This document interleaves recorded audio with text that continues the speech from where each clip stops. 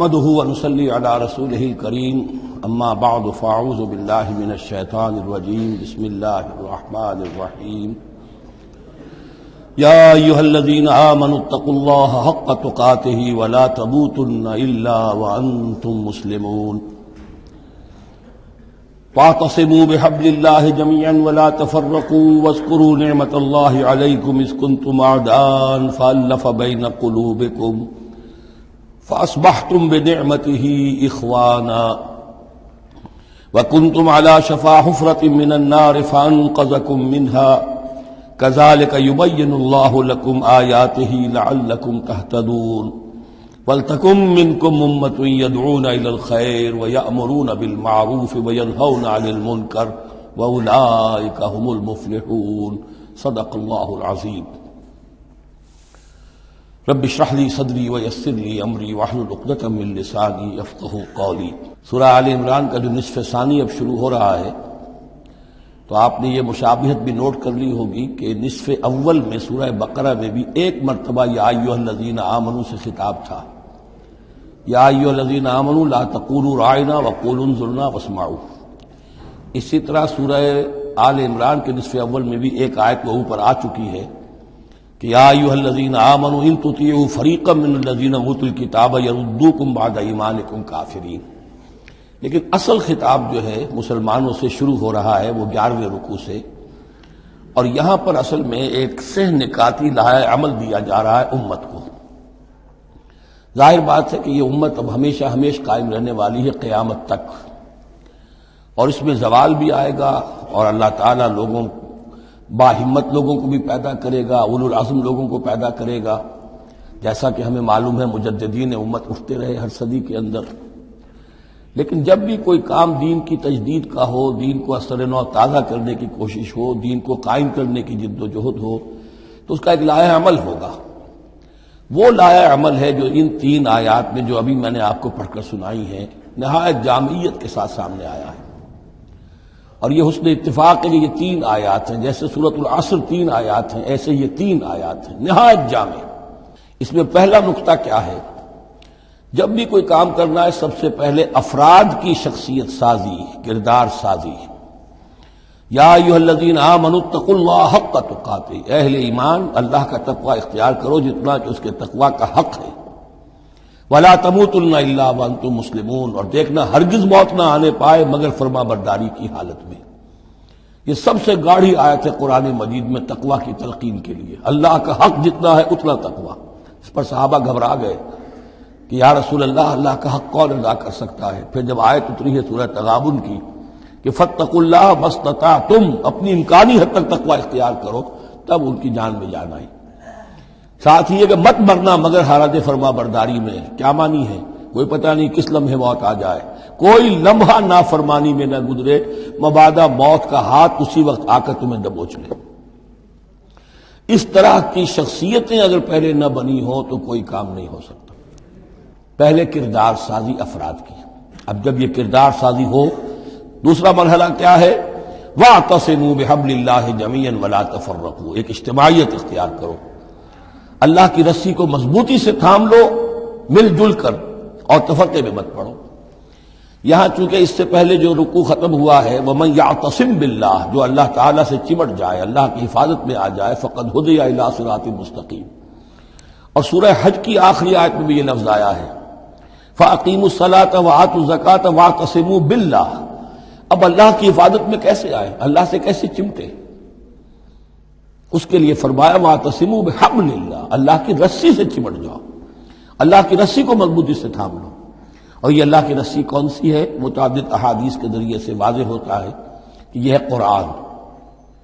ایک طرف ہے انسان میں تقوی، ایک طرف اس میں علم آنا چاہیے، قرآن کا فہم پیدا ہونا چاہیے، قرآن کے نظریات کو سمجھنا چاہیے، قرآن کی حکمت کو سمجھنا چاہیے۔ انسانوں میں اجتماعیت جو ہے وہ جانوروں کے گلوں کی طرح نہیں ہو سکتی کہ بھیڑ بکریوں کا ایک بڑا ریوڑ ہے اور ایک چرواہا جو ہے وہ لکڑی لے کر ان کو سب کو ایک ڈسپلن میں لیے ہوئے ہے۔ انسانوں کو جمع کرنا ہے تو ان کے ذہن ایک بنانے ہوں گے، ان کی سوچ ایک بنانی ہوگی۔ یہ حیوان عاقل ہیں، یہ باشعور لوگ ہیں، ان کی سوچ ایک ہو، نظریات ایک ہو، مقاصد ایک ہو، ہم آہنگی ہو، نقطہ نظر ایک ہو، تبھی تو یہ جمع ہوں گے۔ اس کے لیے وہ چیز چاہیے جو ان میں یکرنگی خیال، یکرنگی نظر، یکجہتی مقاصد کی ہم آہنگی پیدا کر دے، اور وہ قرآن ہے۔ حبل اللہ هو حبل اللہ المتین، حضرت علی سے روایت ہے۔ حضرت عبداللہ ابن مسعود سے ہے، حضور نے فرمایا القرآن حبل اللہ الممدود من السماء الى الارض، اللہ کی مضبوط رسی ہے جو آسمان اور زمین کے درمیان تنی ہوئی ہے۔ ایک اور حدیث میں فرمایا فاستبشروا فإن طرفه بأيديكم وطرفه بيد اللہ، خوشیاں مناؤ، یہ قرآن ایسی شے ہے کہ جس کا ایک سرا تمہارے ہاتھ میں، ایک سرا اللہ کے ہاتھ میں۔ تو تقرب الی اللہ کا ذریعہ بھی قرآن، اور آپس میں تمہیں جوڑ کر رکھنے کا ذریعہ بھی قرآن۔ یہی وجہ ہے کہ ہماری ساری یہ تحریک جو ہے میری، اس کا اصل جو منبع ہے، سرچشمہ ہے، اس کا مبنا ہے، مدار ہے، وہ دعوت رجوع القرآن۔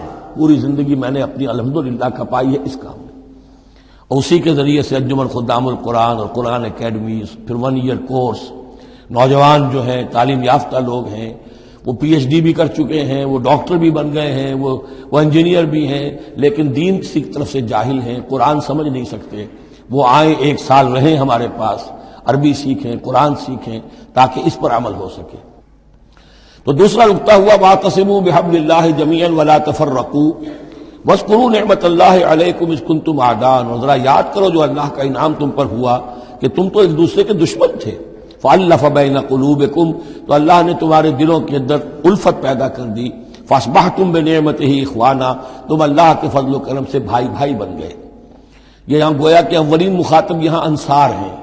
ان کے جو 2 قبیلے تھے اوس اور خزرج، وہ آپس میں لڑتے آ رہے تھے 100 برس سے، خاندانی دشمنیاں چلی آ رہی تھی، قتل کے بعد قتل، ادھر کا قتل ادھر کا قتل۔ لیکن اب جب یہ ایمان آیا، اللہ کی کتاب آ گئی، محمد رسول اللہ آ گئے، تو اب وہ شیر و شکر ہو گئے، ان کے جھگڑے ختم ہو گئے۔ اس طرح پورے عرب کے اندر غارت گری ہوتی تھی، اسے دارالامن بنا دیا۔ وَكُنْتُمْ عَلَىٰ شَفَا حُفْرَةٍ مِّنَ النَّارِ، اور تم تو آگ کے گڑھے کے کنارے تک پہنچ گئے تھے، بس اس میں گرنے والے تھے۔ فَأَنْقَذَكُم مِّنْهَا، تو اللہ نے اس سے تمہیں نکال لیا اور بچا لیا۔ كَذَلِكَ يُبَيِّنُ اللَّهُ لَكُمْ آيَاتِهِ لَعَلَّكُمْ تَهْتَدُونَ، اس طرح اللہ تعالیٰ اپنی آیات تمہارے لیے واضح کر رہا ہے تاکہ تم راہ پاؤ، صحیح راہ پر قائم رہو۔ یہ 2 نقطے ہو گئے۔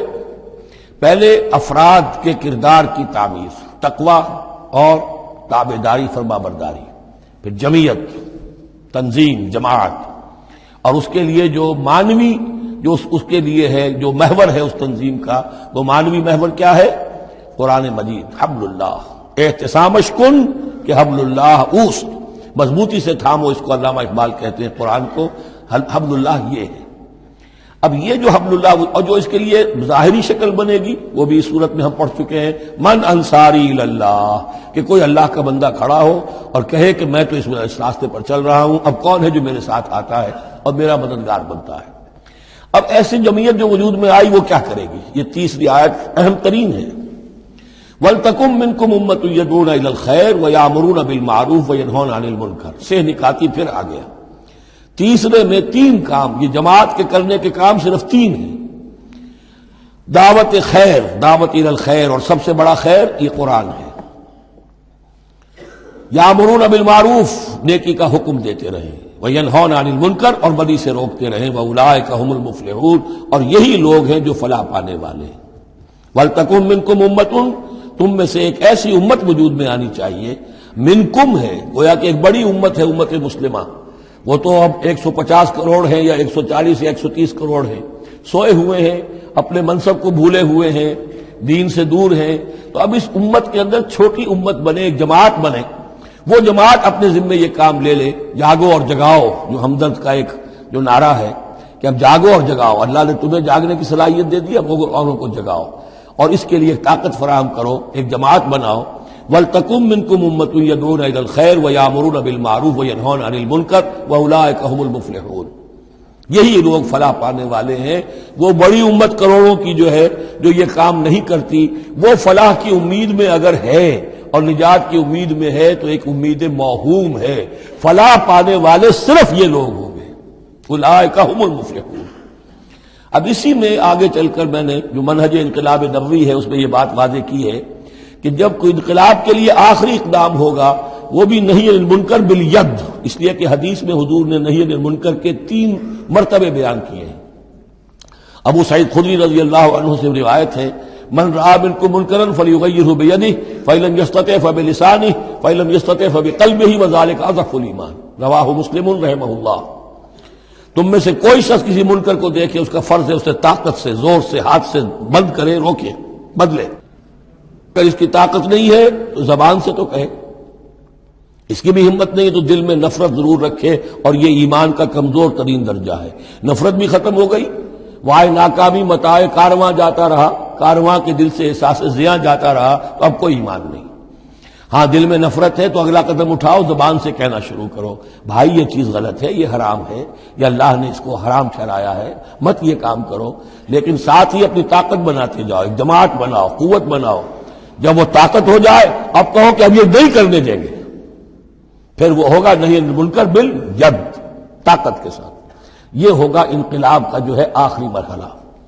تو یہ 3 آیتوں کے اندر عظیم ہدایت ہے، پورا لایا عمل ہے، اسی میں منہج انقلاب نبوی کا جو آخری اقدامی عمل ہے وہ بھی پوشیدہ ہے۔ وَلَا تَكُونُوا كَالَّذِينَ تَفَرَّقُوا وَاخْتَلَفُوا مِن بَعْدِ مَا جَاءَهُمُ الْبَيِّنَاتُ، اور ان لوگوں کی طرح نہ ہو جانا جو متفرق ہو گئے، فرقوں میں بٹ گئے، اور انہوں نے اختلافات پیدا کر لیے اس کے بعد کہ ان کے پاس واضح تعلیمات آ گئی تھیں۔ اولئک لہم عذاب عظیم، ایسے لوگوں کے لیے تو بہت بڑا عذاب ہے۔ یوم تبیض وجوہ وتسود وجوہ، اب یہ آخرت کا ذکر ہے، جس دن کے بعض چہرے جو ہیں بڑے روشن اور تابناک ہوں گے، اور بعض چہرے جو ہیں وہ سیاہ ہوں گے۔ فاما الذین اسودت وجوہہم، تو جن لوگوں کے اس دن چہرے سیاہ ہوں گے، یہ وہ کون ہوں گے؟ اکفرتم بعد ایمانکم، یہ وہی لوگ ہوں گے جو ایمان کے بعد کفر میں لوٹ گئے، ہدایت کے آنے کے بعد تفرقے میں پڑ گئے، زدم زدہ میں پڑ گئے، انہوں نے اس عبد اللہ کو چھوڑ دیا۔ اکفرتم بعد ایمانکم فذوقوا العذاب بما کنتم تکفرون، تو اب ذرا مزہ چکھو اس عذاب کا، اس کفر کی باعث جو تم کرتے رہے تھے۔ واما الذین ابیضت وجوہہم، اور وہ لوگ جن کے چہرے سفید ہوں گے، روشن ہوں گے، تابناک ہوں گے، ففی رحمت اللہ ہم فیہا خالدون، وہ اللہ کی رحمت میں ہوں گے اور اس میں ہمیشہ ہمیشہ رہیں گے۔ تلک آیات اللہ نتلوہا علیک بالحق، یہ اللہ کی آیات ہیں جو ہم آپ کو پڑھ کر سنا رہے ہیں حق کے ساتھ۔ وما اللہ یرید ظلما للعالمین، اور اللہ تعالیٰ تو جہان والوں کے لیے ظلم کا ارادہ نہیں رکھتا۔ لوگ اپنے اوپر ظلم کرتے ہیں، خود غلط راستے پر پڑتے ہیں، اور اس کی پھر ان کو سزا دنیا اور آخرت میں بھگتنی پڑتی ہے۔ وَلِلَّهِ مَا فِي السَّمَاوَاتِ وَمَا فِي الْأَرْضِ، جیسا کہ میں نے عرض کیا اکثر اہم بحثوں کے بعد پھر یہ آیت آتی ہے اس طرح کی کہ گویا کہ یہ ایک کنکلوڈنگ ریمارک، اللہ ہی کے لیے ہے جو کچھ آسمانوں اور زمین میں ہے، وَإِلَى اللَّهِ تُرْجَعُ الْأُمُورُ، اور بالآخر سارے معاملات اللہ ہی کی طرف لوٹا دیے جائیں گے۔ كُنتُمْ خَيْرَ أُمَّةٍ أُخْرِجَتْ لِلنَّاسِ، تم وہ بہترین امت ہو جسے لوگوں کے لیے برپا کیا گیا ہے، یعنی یہ پوری امت مسلمہ اس لیے بنائی گئی تھی۔ یہ دوسری بات ہے امت مسلمہ بھول جائے، جب بھول جائے تو پھر جو بھی ان میں سے جاگے وہ دوسروں کو جگا کر اس امہ ودن امہ، اس امت کے اندر اندر جماعت، پارٹی ودن پارٹی، امہ ودن امہ بنائے اور وہ کام کریں جو اوپر ہے۔ لیکن حقیقت میں تو اس امت مسلمہ کا ایز سچ مجموعی طور پر فرض منصبی یہی ہے۔ کنتم خیر امت، دیکھیے یہ اس آیت کو رکھیے اب سورہ بقرہ میں جو آیت تھی، وَكَذَلِكَ جَعَلْنَاكُمْ أُمَّةً وَسَطًا لِتَكُونُوا شُهَدَاءَ عَلَى النَّاسِ وَيَكُونَ الرَّسُولُ عَلَيْكُمْ شَهِيدًا، اسی کے ہم وزن یہ آیت ہے سورہ آل عمران کی، کنتم خیر امت اخرجت للناس، تم بہترین امت ہو جسے لوگوں کے لیے نکالا گیا ہے۔ دنیا کی اور قومیں اپنے لیے زندہ رہتی ہیں، اپنی ترقی، اپنی بہتری، اپنی بہبود، اپنی دنیا میں عزت، اپنے دائرے کو بڑھانا، لیکن مسلمان کو جینا ہے، ہم تو جیتے ہیں کہ دنیا میں تیرا نام رہے، کہیں ممکن ہے کہ ساقی نہ رہے، جام رہے، زیادہ سے زیادہ لوگوں کو ہدایت کی طرف بلانا، لوگوں کو جہنم کی آگ سے بچانے کی کوشش کرنا، تمہیں جینا ہے ان کے لیے، وہ جیتے ہیں اپنے لیے۔ کنتم خیر امت اخرجت للناس، تمہیں نکالا گیا ہے، برپا کیا گیا ہے لوگوں کے لیے، تامرون بالمعروف، تم حکم کرتے ہو نیکی کا، وتنہون عن المنکر، اور تم روکتے ہو بدی سے، وتؤمنون باللہ، اور تم ایمان رکھتے ہو اللہ پر۔ یہ کیفیت تھی پوری امت مسلمہ کی حضور کے وقت، اور وہ جو پہلے بتایا گیا ہے وہ اس وقت کے لیے ہے جبکہ امت سو گئی ہو، امت بھول گئی ہو اپنے مقصد وجود کو۔ تو ظاہر بات ہے جن کو ہوش آ جائے وہ لوگوں کو جگائیں اور ایک نئی جمعیت فراہم کریں۔ وَلَوْ آمَنَ أَهْلُ الْكِتَابِ لَكَانَ خَيْرًا لَهُمْ، اگر یہ اہل کتاب ایمان لے آتے تو یہ ان کے حق میں بہت بہتر تھا۔ منہم المومنون، ان میں ہے کچھ لوگ جو ایمان والے ہیں، یعنی ان میں سے مراد وہ بھی ہو سکتے ہیں جو اس وقت تک یہودیوں میں سے یا نصرانیوں میں سے ایمان لا چکے تھے، اور یہ بھی ہو سکتا ہے جن کے اندر پوٹینشلی ایمان تھا اور کچھ عرصے کے بعد کہا جا رہا کہ وہ ایمان لے آئیں گے۔ وَأَكْثَرُهُمُ الْفَاسِقُونَ، لیکن ان کی اکثریت جو ہے اب وہ فاسقوں اور نافرمانوں پر مشتمل ہے۔ وہی معاملہ جو امت مسلمہ کا آج ہو چکا، اکثریت کا حال کیا ہے وہ دیکھ لیجیے آپ۔ لَن يَضُرُّوكُمْ إِلَّا أَذًى، اے مسلمانوں یہ تمہیں نقصان نہیں پہنچا سکیں گے مگر کچھ تھوڑی سی کوفت، بہرحال تمہارے لیے کوفت کا سبب تو بنتے رہیں گے، لیکن یہ تمہیں کوئی ضرر بالفعل پہنچا نہیں سکیں گے۔ وَإِن يُقَاتِلُوكُمْ يُوَلُّوكُمُ الْأَدْبَارَ، اور اگر یہ کہیں تم سے جنگ کریں گے تو پیٹھ دکھا دیں گے، ان میں جرأت نہیں ہے، ان بزدل ہیں، یہ تمہارا مقابلہ نہیں کر سکیں گے۔ ثم لا ينصرون، پھر ان کی مدد نہیں کی جائے گی۔ ضربت علیہم الذلہ، اب وہ آیت آ گئی سورہ بقرہ کے وہ جو 7ویں رکوع کے آخر میں آئی تھی، بس تھوڑا سا ترتیب کا فرق ہے۔ ضربت علیہم الذلۃ اینما ثقفوا، ان کے اوپر ذلت تھوپ دی گئی ہے، مسلط کر دی گئی ہے جہاں بھی پائے جائیں، الا بحبل من اللہ وحبل من الناس، سوائے یہ کہ اللہ کا کوئی سہارا انہیں ہو، کسی وقت اللہ انہیں سہارا دے دے، یا ان کا سہارا بن جائیں لوگ، جیسے آج پوری عیسائی دنیا ان کا سہارا بنی ہوئی ہے۔ اسرائیل قائم ہے تو اپنے بل پر نہیں، پوری عیسائی دنیا کی سپورٹ پر قائم ہے۔ ابھی جو یہ جنگ ہوئی تھی خلیج کی جنگ، تو جو اس کا کمانڈر ان چیف تھا، اس کا وہ نام میرے ذہن سے اس وقت اتر رہا ہے، اس نے صاف کہہ دیا تھا، اس لیے کہ فوجی لوگوں کی زبان سے نکل جاتا ہے جن کے منہ سے نکل جاتی ہے جن کے منہ سے سچی بات مستی میں، فقیہ مصلحت بھی سے وہ رندے بادہ خار اچھا، اس نے صاف کہہ دیا تھا یہ پوری جنگ ہم نے اسرائیل کے تحفظ کے لیے لڑی ہے۔ کس قدر خون ریزی ہوئی ہے، صرف اسرائیل کا تحفظ پیش نظر تھا، تو یہ ساری سپورٹ ان کی ہے۔ ضربت علیہم الذلۃ اینما ثقفوا الا بحبل من اللہ وحبل من الناس وباؤوا بغضب من اللہ، اور یہ اللہ تعالیٰ کا غضب جو ہے اور غصہ انہوں نے حاصل کر لیا ہے۔ وضربت علیہم المسکنہ، اور ان کے اوپر کم ہمتی مسلط کر دی گئی ہے۔ ذالک بانہم کانوا یکفرون بآیات اللہ، جو کہ تو وہی الفاظ آ رہے ہیں، اور اللہ تعالیٰ تو ظالم نہیں ہے، ان کا یہ حشر اس لیے ہوا ہے کہ یہ اللہ تعالیٰ کی آیات کا انکار کرتے رہے۔ وَيَقْتُلُونَ الْأَنْبِيَاءَ بِغَيْرِ حَقٍّ، اور انبیاء تک کو قتل کرتے رہے ناحق۔ ذَلِكَ بِمَا عَصَوْا وَكَانُوا يَعْتَدُونَ، اور یہ ہوا اس لیے کہ انہوں نے نافرمانی کی روش اختیار کی اور حدود سے تجاوز کیا۔ لیسوا سواء، پھر وہی بات جو میں عرض کر چکا ہوں، یہ سب کے سب برابر نہیں ہیں، ان میں سے اچھے بھی ہیں برے بھی ہیں۔ من اہل الکتاب امۃ قائمۃ یتلون آیات اللہ آناء اللیل وہم یسجدون، اہل کتاب میں ایسے لوگ بھی ہیں جو کھڑے رہنے والے لوگ ہیں، سیدھے راستے پر ہیں، اللہ کی آیات پڑھتے رہتے ہیں رات کے اوقات میں اور سجدہ بھی کرتے ہیں۔ خاص طور پر چونکہ یہاں اہل کتاب کا لفظ آ رہا ہے، جو عیسائی راہب تھے حضور کے زمانے میں، ان کا کثیر تعداد جو ہے وہ اس کردار کی حامل تھی۔ انہی میں سے ایک بحیرہ راہب تھا جس نے بچپن میں حضور کو پہچان لیا تھا، تو ان میں ایسے لوگ موجود تھے۔ یقیناً کوئی چھپے ہوئے ہوں گے یہود میں بھی، لیکن اکثر و بیشتر یہود میں سے یہ کردار ختم ہو چکا تھا، بہت ہی چند لوگ، لیکن عیسائیوں میں بکثرت موجود تھے۔ لیسوا سواء من اہل الکتاب امۃ قائمۃ یتلون آیات اللہ آناء اللیل وہم یسجدون یؤمنون باللہ والیوم الآخر، وہ ایمان رکھتے ہیں اللہ پر اور یوم آخر پر۔ وَيَأْمُرُونَ بِالْمَعْرُوفِ وَيَنْهَوْنَ عَنِ الْمُنکر، نیکی کا حکم دیتے ہیں بدی سے روکتے ہیں۔ وَيُسَارِعُونَ فِي الْخَيْرَاتِ، اور نیکیوں میں ایک دوسرے سے آگے نکلنے کی کوشش کرتے ہیں۔ وَأُولَٰئِکَ مِنَ الصَّالِحِینَ، اور یقیناً یہ صالحین میں سے ہیں۔ وَمَا يَفْعَلُوا مِنْ خَيْرٍ فَلَنْ يُكْفَرُوهُ، جو خیر بھی یہ کریں گے تو اس کی ناقدری نہیں کی جائے گی۔ وَاللَّهُ عَلِيمٌ بِالْمُتَّقِينَ، اللہ تعالیٰ اپنے ایسے متقی بندوں سے واقف ہے۔ ان الذين كفروا لن تغني عنهم اموالهم ولا اولادهم من الله شيئا، اس کے برعکس جو لوگ کفر پر اڑ جائیں گے ان کے کام نہیں آ سکیں گے، نہ ان کے اموال نہ ان کے اولاد، اللہ سے بچانے میں کچھ بھی۔ واولئک اصحاب النار، وہ جہنمی ہیں، ہم فیہا خالدون، اسی میں رہیں گے۔ مثل ما ينفقون في هذه الحیات الدنیا كمثل ريح فيها سر اصابت حرث قوم ظلموا انفسهم فاهلكت۔ اب یہ جو جنگیں کر رہے تھے قریش مکہ، تو ظاہر بات ہے کہ وہ بھی انفاق کرتے تھے، فوج تیار کرنی ہے، اونٹ چاہیے، سواریاں چاہیے، ہتھیار چاہیے، تو خرچہ کرتے تھے نا۔ اب یہ اس کی طرف اشارہ ہے کہ یہ لوگ جو دنیا کی زندگی میں کچھ خرچ کرتے ہیں، یا تو دین کی مخالفت کے لیے، یا اپنے جی کو ذرا جھوٹی ایک تسلی دینے کے لیے کہ ہم کچھ نہ کچھ صدقہ خیرات بھی کرتے ہیں چاہے ہمارا کردار کتنا ہی گر گیا ہو، تو ان کے انفاق کی مثال ایسی ہے کمثل ریح فیہا سر، کہ جیسے ایک زوردار آندھی ہو جس میں پالا ہو، بہت ٹھنڈ ہو، اصابت حرث قوم، وہ کسی قوم کی کھیتی کو آ پڑے، ظلموا انفسہم، جنہوں نے اپنی جان پر ظلم کیا، فاہلکت ہو، اور اس سب کو تباہ و برباد اور تہس نہس کر کے رکھ دے۔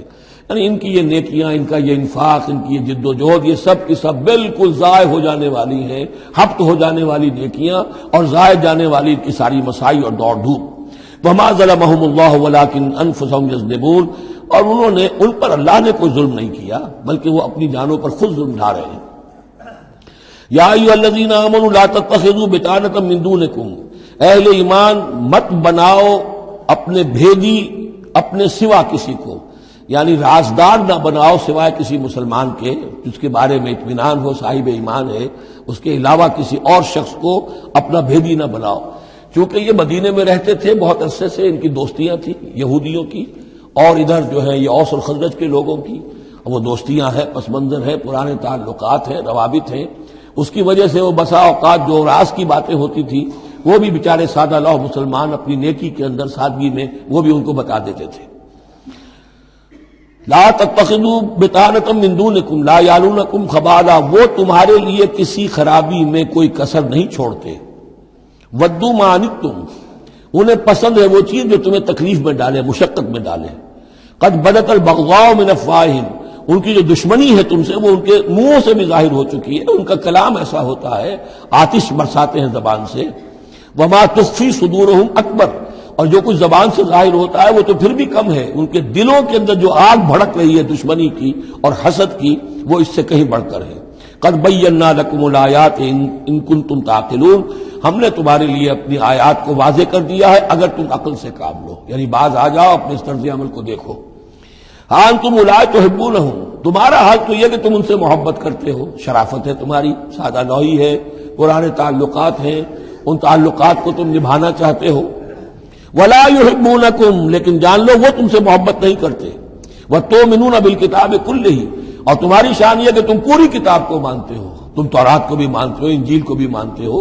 یہ نصیبا من التوراۃ آیا تو نہیں، نصیبا من الکتاب، کتاب ہی کا ایک حصہ تھا تورات، کتاب ہی کا ایک حصہ اللہ تعالیٰ کی اس قدیم کتاب جو ام الکتاب میں سے ہی پھر یہ انجیل آئی ہے، اسی ام الکتاب سے پھر قرآن مجید کامل آیا ہے۔ تو تم تو مانتے ہو پوری کتاب کو۔ وَإِذَا لَقُوكُمْ قَالُوا آمَنَّا، اور جب یہ تم سے ملتے ہیں تو کہتے ہیں کہ ہم بھی مومن ہیں، ہم بھی مانتے ہیں، بات ٹھیک ہے آپ کی۔ وَإِذَا خَلَوْا، جب وہ علیحدگی میں ہوتے ہیں، خلوت میں ہوتے ہیں، عَضُّوا عَلَيْكُمُ الْأَنَامِلَ مِنَ الْغَيْظِ، تو اب تم پر غصے کی وجہ سے اپنی انگلیاں چباتے ہیں۔ عَضَّ يَعُضُّ، انگلیاں کاٹنا، غصے کہ اب کچھ پیش نہیں جا رہی اور اسلام کا جو ہے معاملہ اور آگے سے آگے بڑھتا جا رہا ہے، لیکن یہ کہ اس کے غصے میں پیچ و تاب کھاتے ہیں، اپنی انگلیاں چباتے ہیں۔ قل موتوا بغیظکم، ان سے کہو کہ مرو اپنے اس غصے میں، غم میں، اپنے جذبات میں۔ ان اللہ علیم بذات الصدور، یقیناً اللہ تعالیٰ جو کچھ سینوں کے اندر مضمر ہے اس سے بھی واقف ہے۔ ان تمسسکم حسنۃ تسؤہم، اگر تمہیں اے مسلمانوں کوئی بھلائی پہنچ جائے، کوئی خیر ہو جائے، تمہیں کہیں فتح نصیب ہو جائے، انہیں بری لگتی ہے۔ وَإِن تُصِبْكُمْ سَيِّئَةٌ يَفْرَحُوا بِهَا، اور اگر تمہیں کوئی تکلیف پہنچے، کہیں کوئی زخم پہنچ جائے، کوئی عارضی طور پر شکست کہیں ہو جائے، جیسے احد میں ہو گئی تھی، تو بڑے خوش ہوتے ہیں، شادیانے بجاتے ہیں۔ وَإِن تَصْبِرُوا وَتَتَّقُوا، لیکن یہ کہ اگر تم صبر کرتے رہو اور تقویٰ کی روش اختیار کرو، لَا يَضُرُّكُمْ كَيْدُهُمْ شَيْئًا، ان کی یہ ساری چالیں تمہیں کوئی مستقل نقصان نہیں پہنچا سکیں گی، لیکن یہ کہ صبر اور تقویٰ یہ دو چیزیں۔ وَاسْتَعِینُوا بِالصَّبْرِ وَالصَّلَاةِ، وہی صلاۃ جو ہے اس کی جگہ یہاں لفظ تقویٰ آ گیا ہے کہ یہ تم اگر کرتے رہو گے تو پھر یہ کہ ان کی ساری سازشیں ناکام ہوں گی بالآخر۔ ان اللہ بما یعملون محیط، جو کچھ یہ کر رہے ہیں اللہ اس کا احاطہ کیے ہوئے ہے، یہ اللہ کے اس دائرے سے جو اللہ نے ایک حد کھینچی ہوئی ہے اس سے آگے نہیں نکل سکتے، بس اس کے اندر اندر اچھل کود کر رہے ہیں، جو بھی ان کی سازشیں وہ ہو رہی ہیں، لیکن یہ کہ اللہ تمہیں ضمانت دے رہا ہے کہ کوئی مستقل تمہیں نقصان یہ نہیں پہنچا سکے۔